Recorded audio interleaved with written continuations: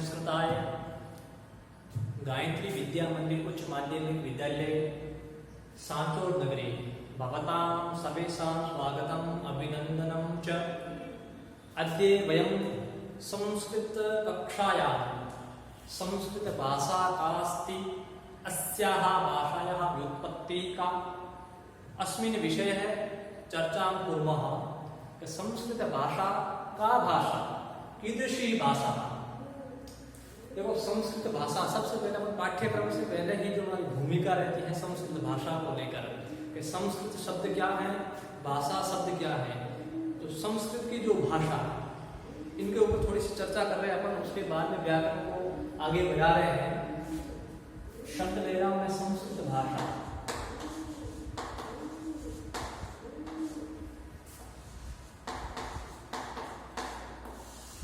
संस्कृत भाषा दो शब्द लिख रहा हूं, इस तरफ तो मैं ले रहा हूं संस्कृत को। तो संस्कृत शब्द है वो नपुंसकलिंग में चलता है, इसलिए मैं इसके पीछे लगा रहा हूं। मैं हमेशा कोई भी अकारांत शब्द हो, अकारांत शब्द को नपुंसकलिंग बनाने के लिए अपन उसके पीछे म लगा देते हैं। लिख रहा है संस्कृतम और इधर मैं लिख रहा हूं भाषा। संस्कृत शब्द है, सबसे पहले कोई भी शब्द हो हम उसकी व्युत्पत्ति से उसको सीखते हैं कि संस्कृत शब्द कैसे बनता है। व्युत्पत्ति का मतलब होता है विशेष प्रकार की उत्पत्ति, विशिष्ट जो उत्पत्ति होती है, अर्थात कौन सा प्रत्यय है उसमें, कौन सा उपसर्ग है उसमें, कौन सी प्रकृति है उसकी, इन चीजों को लेकर अपन जब चलते हैं और उससे जब हम शब्द को निष्पन्न करते हैं, हमारा शब्द का निष्पादन हो जाता है, तो वो ही उस शब्द की व्युत्पत्ति के अनुसार होता है। तो संस्कृतम शब्द है, इसमें सम है। ये सम क्या है हमेशा ध्यान रखना, कभी भी किसी भी धातु या शब्द से पहले जिसका प्रयोग होता है हमेशा उपसर्ग ले जाता है। तो सम इसमें क्या है, उपसर्ग है, क्री धातु है। वास्तविक में तो क्री धातु होती ही नहीं है, धातु है इसमें डुक्रिय। धातु का नाम है डुक्रिय धातु है। डुक्रिय धातु इसमें डू और ये दोनों के इत संज्ञा होकर के लोप हो जाता है और सेंस क्या रहता है, क्री। इसलिए अपन सामान्य रूप से सामान्य व्यवहार में इसको क्री के रूप में पढ़ते हैं, लेकिन वास्तविक रूप में अपनी धातु क्या है, डुक्रिय धातु है। और इसमें एक प्रत्यय भी लगता है जिस प्रत्यय का नाम है त प्रत्यय। त प्रत्यय। अब देखो आप, मैं एक तो मैं इत संज्ञा और लोप, पहले तो इत संज्ञा होता है उसके बाद में उसका क्या हो जाता है, लोप। दो शब्द में बार बार मैं वहां ध्यान से देखना, एक तो इत संज्ञा और एक लोप। ये इत संज्ञा क्या है और लोप क्या है, थोड़ा सा आप इसको समझेगा, नहीं समझे। इत एक नाम है, इत का मतलब भी आप क्या समझोगे, नाम। मान लो किसी का नाम राम है, किसी का नाम रमेश है, किसी का नाम मोहन है, उसी प्रकार इत भी एक क्या है, नाम है। मान लो अपन किसी का नाम रखते हैं इत, जैसे मान लो मैंने डू का भी नाम क्या रखा, इत, उसी प्रकार मैंने इस ये का भी नाम क्या रखा, इत। तो डू और ये दोनों का नाम इत रखा है। अब प्रश्न होता है भाई डू और ये का नाम आपने इत क्यों रखा, इत रखने का प्रयोजन क्या है। हमेशा कोई भी कार्य करते हैं उसका कोई ना कोई प्रयोजन होता है, बिना प्रयोजन के कभी भी कोई भी कार्य नहीं होता। शास्त्रों में कहा भी गया है कि प्रयोजनम अनुदिश्य मंदोपि न प्रवर्तते, अर्थात प्रयोजन को छोड़ करके कोई मंद बुद्धि जो व्यक्ति होता है, पागल जो बुद्धि होती, जो पागल व्यक्ति होता है, वो भी बिना किसी प्रयोजन के किसी कार्य में प्रवृत्त नहीं होता है। इसलिए आपने इसका नाम इत रखा है, तो इत रखने का प्रयोजन तो होगा, इत आपने नाम रखा है, इसका प्रयोजन क्या है, उद्देश्य क्या है, तब कहते हैं लोप करना। लोप, एक सूत्र आता है अदर्शनम लोप।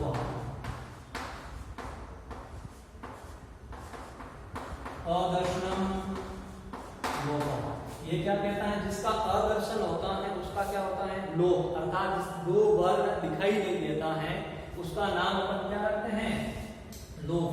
तो सबसे पहले ये इस संज्ञा करके लोप किया, रूप आगे इस संज्ञा करके लोप किया। अब देखो यहाँ पर आपको क्री धातु, जो धातु का मूल रूप में जो आपको दिखाई दे रही है, इसमें ना ही आपको डू दिखाई दे रहा है, ना ही आपको ये दिखाई दे रहा है। इसका मतलब अब आपको दिखाई क्या दे रहा है, आपको क्री दिखाई दे रहा है। ये दोनों नहीं दिखाई दे रहे हैं, तो इसने लिखा अदर्शनम लोपः, जो दिखाई नहीं देते हैं उन्हीं को अपन क्या कहते हैं, लोप कहते हैं। तो अपने पास में बचा क्या, सम, क्री, प्रत। थोड़ी चर्चा मैं यहाँ पर कर रहा हूँ। सम को यहाँ लिख रहा हूँ, धातु क्री लिख रहा हूँ और मैं प्रत्यय कर रहा हूँ। ये जो कत करते हैं, कत करते में ते की संज्ञा हो जाती है और तय बचता है, तो मैं यहाँ पर तय ही लिख रहा हूँ। सम, क्री, प्रत्यय। ये पाणिनि का सूत्र आता है सम पराभ्याम करोतो भूषणे। वो कहता है भूषण अर्थ में, परिमार्जन करने के अर्थ में, परिष्कार करने के अर्थ में एक सुट का आगम होता है। तो यहाँ पर मैं किसका आगम कर रहा हूँ, सुट का। मैंने यहाँ पर क्या लिखा है, सुट आगम। देखो शब्द बोला आगम। आगम क्या है, देखो दो शब्द हैं, एक होता आगम और एक होता है आदेश। आगम होता है वो हमेशा मित्र की तरह होता है, मित्रवत व्यवहार करता है, और आदेश होता है वो शत्रु की तरह व्यवहार करता है। कैसे, जैसे मान लो मैंने यहाँ पर लिखा सुट आगम। कैसे, मित्र का मतलब होता है, मान लो दो जने बैठे हैं, दो के बीच में आकर अगर कोई बैठ जाता है तब तो वो आगम हुआ। आदेश का मतलब होता है किसी को हटा करके वहां पर बैठ जाना, तो वो क्या कहलाएगा, आदेश कहलाएगा। जैसे अपन कहीं आदेश करते हैं, किन्हीं शब्दों का आदेश करते हैं, किन्हीं प्रत्ययों का भी आदेश करते हैं, तो जो जो आप जिसका आदेश करोगे तो वो सामने वाले को हटा कर भी उसी स्थान पर बैठेगा। जैसे अपन टा के स्थान पर कभी कभी इन भी आदेश करते हैं, तो टा के स्थान पर करते हैं ना, तो टा को हटा करके भी वहां पर इन आएगा। आपने यण संधि पढ़ी होगी, यण में आप यण के स्थान पर क्या आदेश करते हो, सॉरी इक के स्थान पर क्या आदेश करते हो, यण आदेश करते हो। तो ई के स्थान पर आपने ये आदेश किया, तो ई आपके ई के स्थान पर तो ये आदेश किया है, ये आदेश शत्रु की तरह है, अर्थात अब वो ई को हटाकर ही उसके स्थान पर बैठेगा। लेकिन जो आगम होता है वो किसी को हटा करके नहीं आता है, वो दो या दो से जितने वर्ण होते हैं, जो शब्द होते हैं, उनके बीच में आकर कहीं पर सेट हो जाता है। जैसे यहाँ पर सुट का मैंने आगम किया है, इसमें भी सेम टू सेम प्रक्रिया है। ते की संज्ञा हो जाती है, कु की भी संज्ञा हो जाती है, और इस संज्ञा होकर के इनका लोप हो जाएगा और बचेगा क्या, से। ये स्थिति बनी। अभी इसी स्थिति में वापस लिख रहा हूँ। सब में जो गुण है वो मैं ऊपर चला जाएगा, तो मैंने ऊपर लिखा सब, मैं ऊपर गया।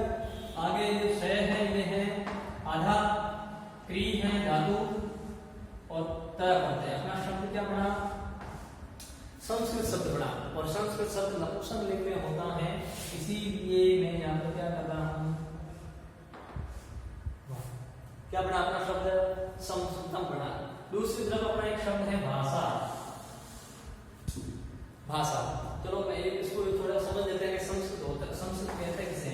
संस्कृत का मतलब होता है कि संस्कारो उपमार्जितम इति संस्कृतम, जो संस्कार का उपमार्जन करे, इसका उपमार्जन करे, संस्कार का उपमार्जन करे, हमारे ज्ञान का जो परिश्रम करे, हमको जो संस्कारवान बनाए, तो वो भाषा कौन सी है, संस्कृत। संस्कृत का नाम लेते ही समझ जाना उसमें क्या है, संस्कार है, वो संस्कार बनाने का ही कार्य करती है। तो संस्कृत शब्द है, और इस तरफ है भाषा। जो भाषा शब्द है, भाषा में भाष धातु है, भाष वक्ता या वाची अर्थ में। किस अर्थ में, वक्तायाम वाची। वक्तायाम को या वाची दोनों एक चीज है। वक्तायाम अर्थात कहने के अर्थ में, जब अपन किसी कथन करते हैं तो भाष का मतलब होता है कहना, कथन करना। तो कथन करने के अर्थ में, वक्ता के अर्थ में किस धातु का प्रयोग किया अपन ने, भाष धातु का। मैंने यहाँ पर लिखा भाष, और भाष में एक प्रत्यय होता है, उस प्रत्यय का नाम है अच प्रत्यय। कौन सा प्रत्यय, अच प्रत्यय। अच प्रत्यय में भी की संज्ञा होकर के लोप हो जाता, हमेशा ध्यान रखना। जहां जहां मैं इत बोलूं समझ जाना, उसके बाद में उसका क्या हो जाता है, लोप हो जाता है। तो अच में भी हो गए लोप। अब देखो भाष विलोप,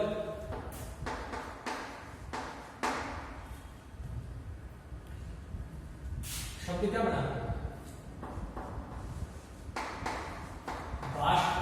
बना, शे आधार है, अ मिला क्या बना, भाष बना। अब ये जो भाष शब्द है इसको स्त्रीलिंग में बढ़ाने के लिए अपन एक प्रत्यय करते हैं। मैं यहाँ पर लिख रहा हूँ भाष पूरा है और स्त्रीलिंग में प्रत्यय करते हैं जिसका नाम है टा प्रत्यय। एक स्त्री प्रकरण का एक सूत्र है अजादितष्टा।